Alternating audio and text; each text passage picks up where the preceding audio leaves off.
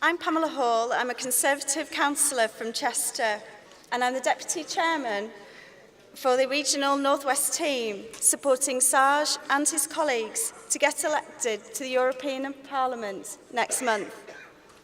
It's a pleasure for me tonight to introduce Saeed Kamal, the leader of the Conservative MEPs in the European Parliament.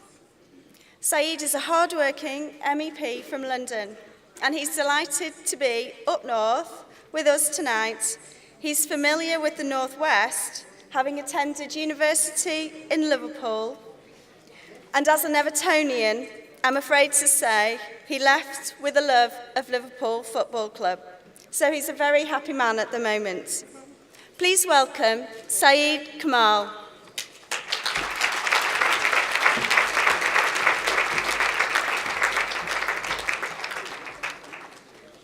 Thank you very much, Pamela. Prime Minister, ladies and gentlemen, brothers and sisters, Assalamu alaikum. It's a pleasure to be here with you this evening. When Saj told me what sort of event he was going to put on, I knew it would be impressive, but I never thought it would be this strong. And I'm extremely grateful to all of you for making the effort to be with us here this evening. Saj and I have just come back from the European Parliament in Brussels, where we held a voting session. Just today, we voted on whether to lift custom duties for Ukraine, on the fees that banks charge when you use your credit card, and your mobile phone bill when you go abroad. And that was just one day. Whatever you think of the European Union, and whatever you think of the European Parliament, let us remember that when it comes to law, the European Parliament has equal power with the 28 countries of the European Union. So don't let anyone tell you that the European Parliament is just a talking shop. Whether you like it or not, it matters who you elect as your MEP. And here in the North West, you are very lucky to have Conservative MEPs who fight for the best deal for Britain and for the North West. Let us just look at Saj's track record. Working with a Conservative Prime Minister, he's led the agenda on cutting EU red tape, especially for the smallest businesses in the North West. Thanks to Saj, for the first time, the European Parliament is looking at the idea of giving national parliaments, such as Westminster, a red card to stop EU legislation. And thanks to Saj, we have blocked some of the more stupid proposals from Brussels, such as banning hairdressers from wearing high heels. But Saj has never forgotten where he's come from. Let us not forget that thanks to Saj, 3-year-old Atiya Anjum Wilkinson was brought back home to her mother after her father snatched her away and left her in a hidden location in Pakistan. Thanks to Saj, Mirza Tahir Hussain, who had been on death row for 18 years, was released. And thanks to Saj and his chairmanship of the European Parliament Friends of Pakistan group, the textile industry in Pakistan has easier access to markets of the European Union. This is a great record of achievement, and so I ask that you all come out to help Saj this May so that he can continue to deliver for the communities of the North West. But let us not forget what happens when good people don't turn out to vote. You get bad MEPs. And you know that in 2009, low turnout led to a BNP MEP being elected for the region. Never again should we allow this to happen. A lot of people have said that reform of the EU isn't possible. It can't be achieved. But I'm reminded of what my father used to say to me. My father came to Britain in the 1950s. He worked on the railways and then he worked as a bus driver. And he told me, there is no limit to what you can achieve if you believe in Allah, believe in yourself, and work hard. Saj and I believe that, which is why we are both here and have the privilege of standing before you here tonight. And we hope that we are simply opening the door for you and your children to do the same. Those who say to you that you can't achieve anything are showing their limitations, not yours. And I believe we can achieve reform of the EU if we're willing to work for it. I'm proud to be here tonight with two people who are working hard for reform of the European Union, our Prime Minister David Cameron and my colleague in the European Parliament, Sajjad Karim. But you didn't come here to listen to me tonight. You came here to listen to Saj and to welcome our Prime Minister. So I give you, ladies and gentlemen, my good colleague from the North West, Sajjad Karim.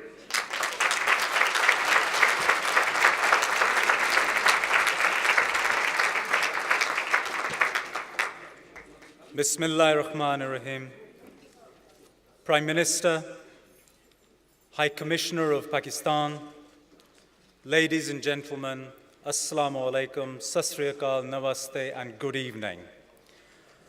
May I firstly welcome you all as my guests here this evening for this very special occasion. Prime Minister, it really is a tremendous honor for us that you have joined the British Asian community here in the Northwest this evening.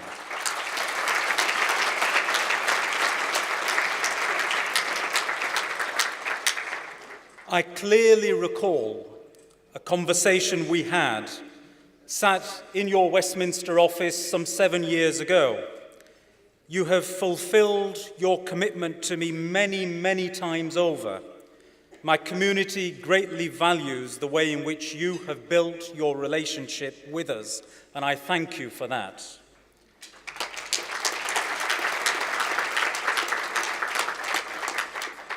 It is now my 10th year serving the Northwest as a parliamentarian, and 20th year serving in a publicly elected office. I hope that it's beginning to show. It was just as sweet for me, however, when as a councillor I secured the first 20-mile-per-hour zone for my ward, as it was to become the first Muslim from Britain to be elected to the European Parliament. It really is a huge privilege and pleasure representing such a diverse region. It is only right that we see the future development of our nation through the foundations of our history, a history based upon the contributions of so many, sometimes in very distant lands, but always with a commitment to our shared values and identity. Just as Her Majesty the Queen started her Jubilee celebrations, shrouded in the tremendous diversity of Leicester, it is essential that on the remembrance of the First World War, we follow Her Majesty's lead and remember all those who sacrificed so we could be free today.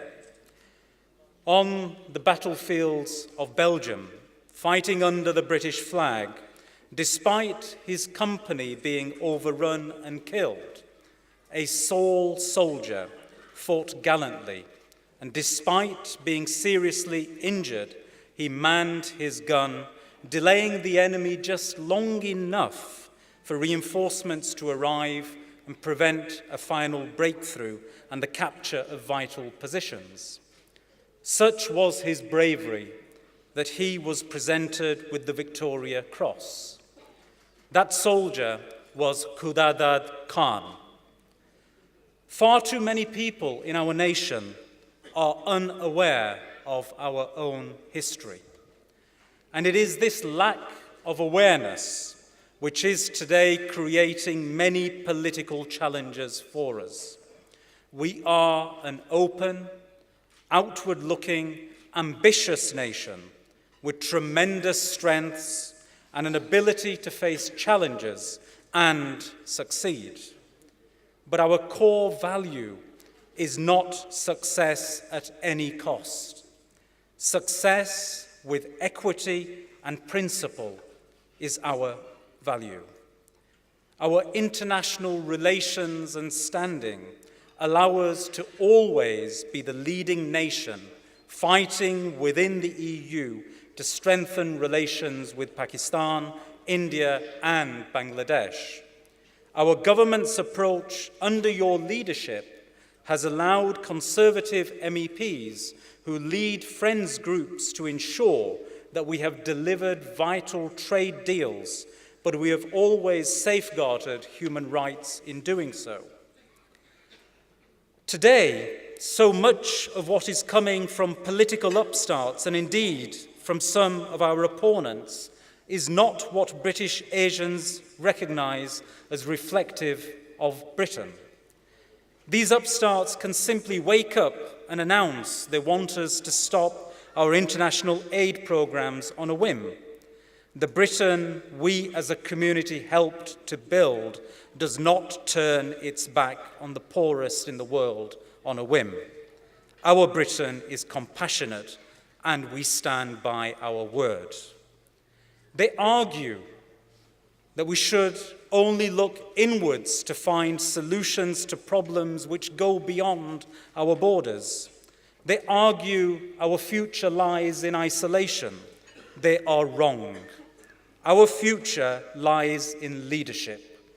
The sum of our ambitions should not be to become another Switzerland or Norway, fine nations as they are. Our history and our present dictate a very different path for us. Our Scottish brethren are about to embark on a defining decision for our nation. Prime Minister, I intend to lead a groundswell of support from the Northwest British Asian community and to take up your call for us to reach out to our Scottish neighbours, many of whom are our friends and family, and to ensure they know how much we value our unity. We must understand that those who propagate disunity ultimately weaken us at home and abroad, in all forums, whether it is the WTO, the EU, or indeed the United Nations. And if we secure a Conservative government after the next general election, we will have our say on Europe too. Prime Minister, at that point, I want to be able to campaign in the interests of my nation. That is why I have busied myself with delivering on your reform agenda, delivering reductions in burdens for businesses, and ensuring that national parliaments once again are restored with the ability to stop the EU in its tracks if it is not listening. Your EU budget reduction success certainly did that too. But to win the general election, there is much work that we as a party must do. I recognise that despite the shared values between British Asians and the Conservative Party, in many places we simply are not cementing on this. This must change, and it is incumbent upon our party to reach out. Without that, we will not become truly reflective of modern-day Britain. Yes, we do have many success stories upon which we can build, whether it is Syed or Saida, Sajid or Sajad, but build we must through the electoral system.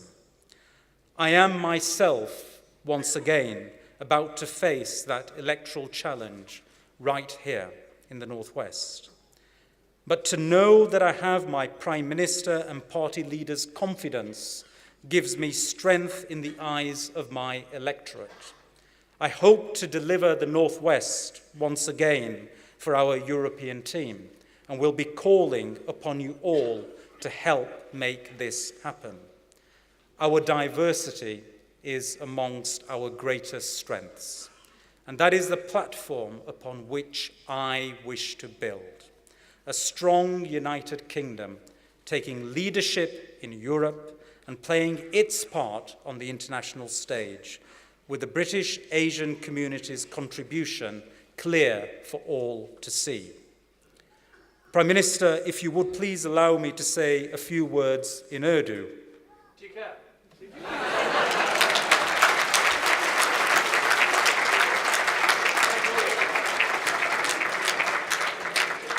What was that, Prime Minister? That's all the Urdu I know. He's showing off now.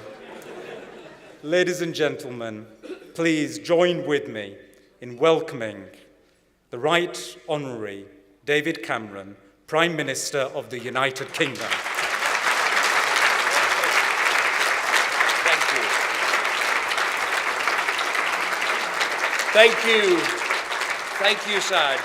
It's great to be here, and that was a thoughtful, a powerful, and an important speech about our party and what you bring to our party and what our party is going to achieve together. Now, yours is a tough job. You have a constituency that stretches from Crewe to Carlisle, a 700-mile commute from Manchester to Brussels, but you do it brilliantly. You are a great ambassador for the party, for the region, and for the United Kingdom. Now, I've known, give him a round of applause. Now, I've known Saj for some years now, and although I can tease him, he's lost a little bit more hair than I have. I can't gloat too much because he's certainly lost more weight. But he's looking great, and many of you know Saj really well. But few know of the tough times that he's faced, like when the dreadful thugs of the English Defence League held protests outside his house, or when he fled the terrorist gunshots during the Mumbai attacks. And of course, there was that moment when he got caught up in a weird cult. He started wearing sandals, eating muesli, wearing a woolly hat, never washing. Everyone was very worried about him, but then it turned out okay. He left the Liberal Democrats and he came to join the Conservatives. Now, we have got some great British Asians at the top of our politics. In government, Sajid Javid and Saeeda Varsi, the first Muslim woman in a cabinet in British history. In the House of Commons, Alok Sharma, Priti Patel, Raymond Chisti, Shailesh Vara, and Paul Uppal, the only Sikh MP in the House of Commons. In the Lords, we have Tariq Ahmad, Dola Popat, Mohammed Sheikh, and Sandy Verma. And in Europe, of course, Saj, Nurj Deva, and Saeed Kamal, who you heard from tonight. He is the leader of the Conservative Party in Europe, the only British Asian to lead a party in Parliament, and once again, just as we did with the first woman Prime Minister, it's the Conservatives leading the way. But my friends, we need to go further and faster. Not because it ticks some box or fills some quota, but because a more representative Parliament is a stronger Parliament. To do the best job for Britain, we need a Parliament that looks, thinks, and acts like all of Britain. But we shouldn't stop, and we won't stop, until we see more British Asians make it to the top of every field. The army, the judiciary, the media, the police, and that is what I'm determined to see in our country. Now, the values I see among our Asian parliamentarians are the values that I see among British Asians. These values make our nation stronger, like the importance of family. Family first, no compromise, looking out for each other, sticking together. I experienced that when I went to live with a Muslim family in Birmingham. Tight-knit, resilient, independent. And for me, that sums up so many Asian families. Families are the bedrock of our society. And that's why we in the Conservative Party are proud to do more to help with childcare, more to help with school choice, and yes, more to back marriage in our tax system. Then there is the commitment to community. I've seen it for myself time and again, like at the Jamia Mosque here in Manchester, which I attended last Ramadan. It isn't just a place of worship, it's a youth club, a school, a meeting place. And it isn't just for British Muslims, because they throw open their doors to the whole community at events like the big iftar. And believe me, they rope everyone in to mucking in. When I went, I ended up chopping onions and frying samosas. Now, the point is this. Long before I started talking about the big society, Asian communities here in Britain and around the world were living the big society, and that is so vital for our national life. Then there is the enthusiasm for enterprise, a value we need perhaps now more in our nation's history than ever. That get up and go that gets British Asians to the top of business, like B&M Retail, who've opened a new store each week, like the C-Mark Group, who sell their food throughout our country, like New Look, which started as Tom Singh's single shop and is now a global chain. Very often the spirit of family, community, and enterprise are interwoven. I think of the Best Way Group, one of the top family businesses in our country, which does so much to support education and to give opportunities to the next generation. So family, community, enterprise. These are British Asian values. They bring so much to our country, from building businesses to teaching in schools, from running public services to excelling in the arts. This is a real story of successful integration. But integration doesn't mean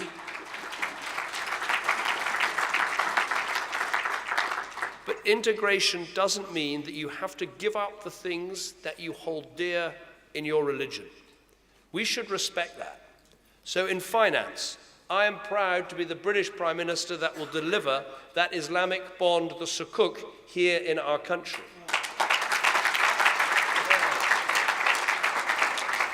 In education, we back faith schools. And of course we care about animal rights, but we care about people's rights to eat the traditional food that their religion dictates. And let me tell you, as long as I am Prime Minister, you can assure that halal meat is here to stay in Britain.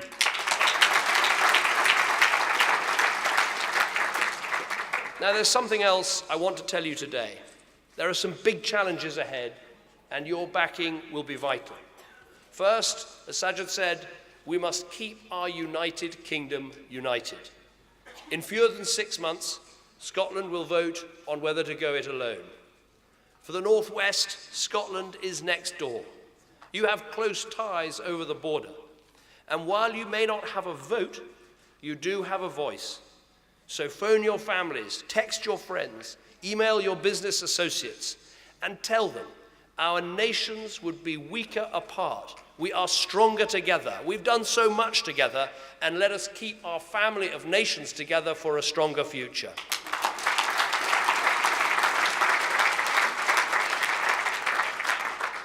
And we need your backing to get a better deal in Europe. It's simple. We need a European Union that works for Britain. No to endless bureaucracy, but yes to more trade. No to more and more red tape, but yes to a competitive and dynamic Europe.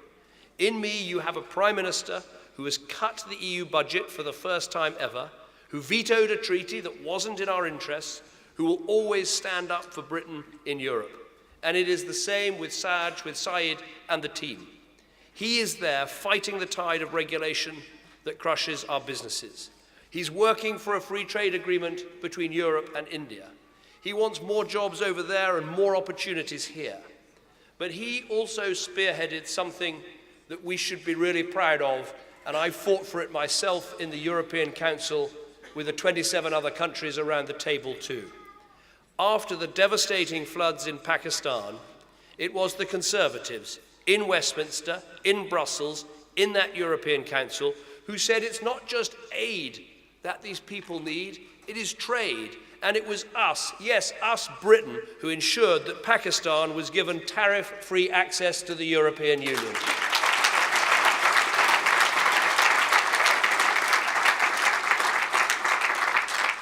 So Sarge is part of a great team, a team that fights tooth and nail for Britain in Europe. And the choice at these elections is clear. Labour and the Liberals won't give people a say. UKIP can't give people a say. Only the Conservatives, a strong Conservative Prime Minister, strong Conservative MEPs can deliver real change in Europe. And only we can and will deliver that in-out referendum.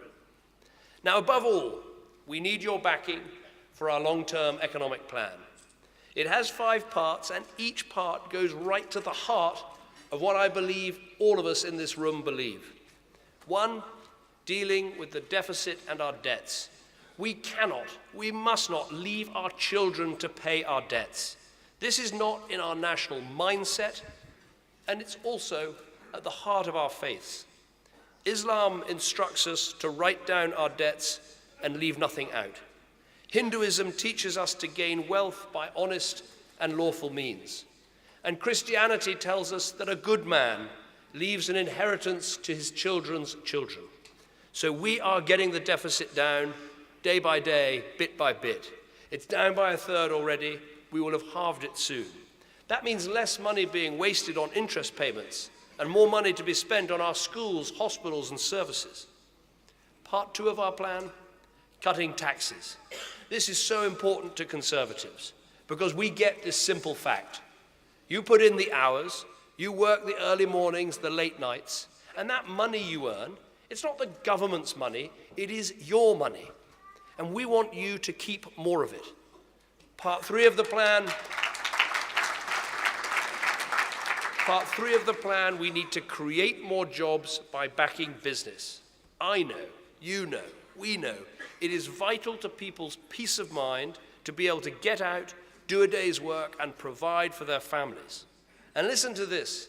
Since that 2010 election, 1.7 million more jobs have been created in the private sector here in Britain. Just think, that is 1.7 million more people, 1.7 more families with more hope, mothers and fathers who are able to better provide for their families, and I think everyone in this room can be proud of that fact.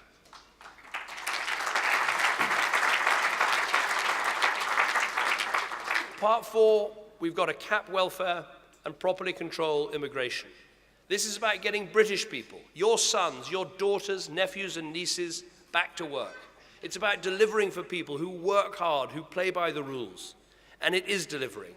The number of people claiming out-of-work benefits has fallen by more than 600,000. Part 5 of our plan might even be the most important of all, education. And again, this goes to the heart of our faiths. In Sikhism, where there is a huge importance placed on teaching the next generation. And in Islam, where the best gift to a child is their education and upbringing. That is why we are bringing a revolution in our schools. Tougher exams, more discipline, highly qualified teachers, and record numbers of apprenticeships too. So that is our long-term plan, and it's working. We see it in manufacturing up, the deficit down, one of the fastest growing economies in the world. And this isn't just about what the government has done, it is thanks to you. The hours you put in, the jobs you create, the businesses you start, the example you set, you all make our country stronger. So thank you. Help us stick to the plan, help us secure Britain's future. And my friends, above all, help us campaign and fight to get those vital votes out for Sarge, for the great team of MEPs and candidates here in the Northwest. We want them working. We want them in Brussels. We want them fighting for our interests, fighting for Britain. We want them returned. Let's do everything we can to make it happen. Thank you very much.